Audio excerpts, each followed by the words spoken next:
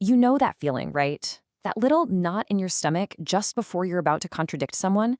That split second of hesitation before you say, actually, I kind of see it differently. Well, it turns out there's a really fascinating scientific reason why disagreeing can feel so tough, both physically and mentally. So let's dive right in and figure this out. And it's a feeling pretty much all of us have had, right? Doesn't matter if it's with a coworker, a friend, or your own family. That act of disagreeing can be seriously stressful. But here's the thing. It's not just about, being polite or trying to avoid a fight. That discomfort you're feeling, it actually has a name, and its roots are buried deep down in the very architecture of your brain. Okay, so this really gets to the heart of it. That feeling of stress, it isn't just you being sensitive or something. Nope. It's a real, documented psychological phenomenon. And the craziest part? Scientists can now literally see exactly what's happening inside our brains the moment it gets triggered.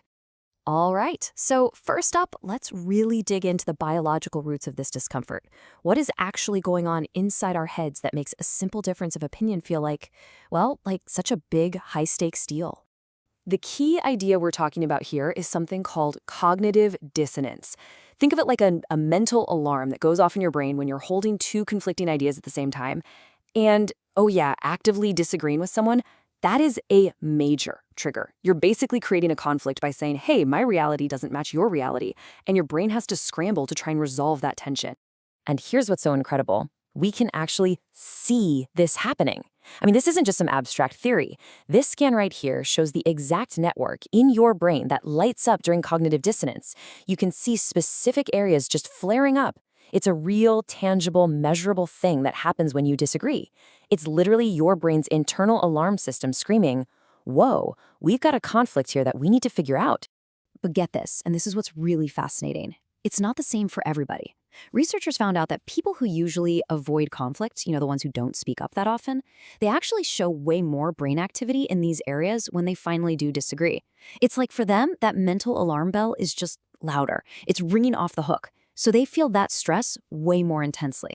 So you might be thinking, okay, great. Some of us are just hardwired to hate conflict. But hold on, because that is not the end of the story. Not even close. Let's get into what's next, because the most amazing thing about your brain is that it can change. It can adapt. And this is the good news, right here. Your brain isn't set in stone. It can actually change. Seriously. Think of it just like a muscle. The more you work it out, the more you expose it to a specific type of challenge, in this case, cognitive conflict, the stronger and more efficient it gets at handling it. Okay, let's try a quick little experiment.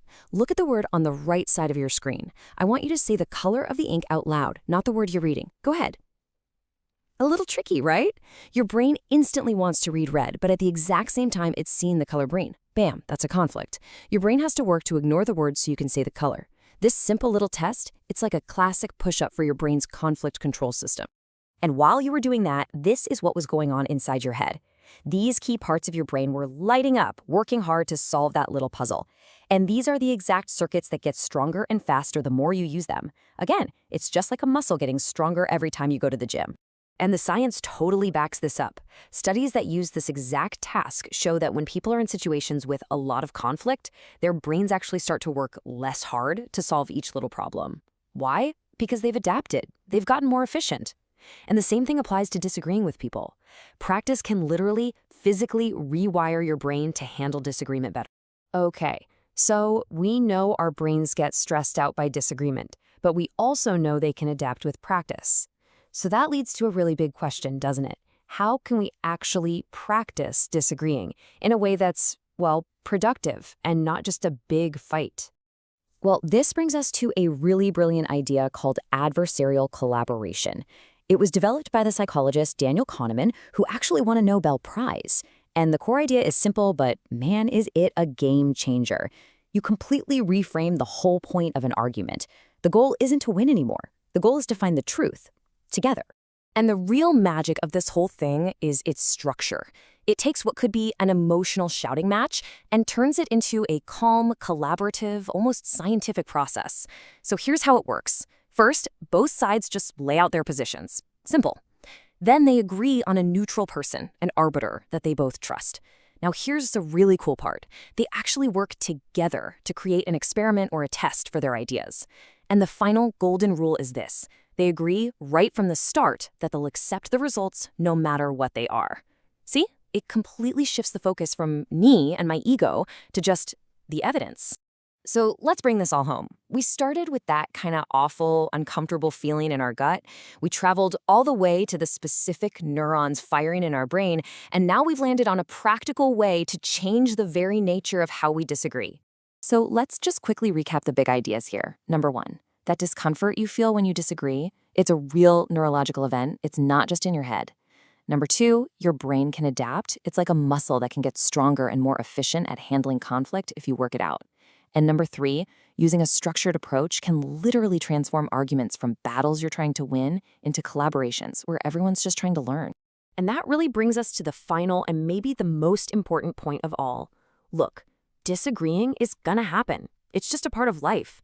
But turning it into a fight, that's a choice.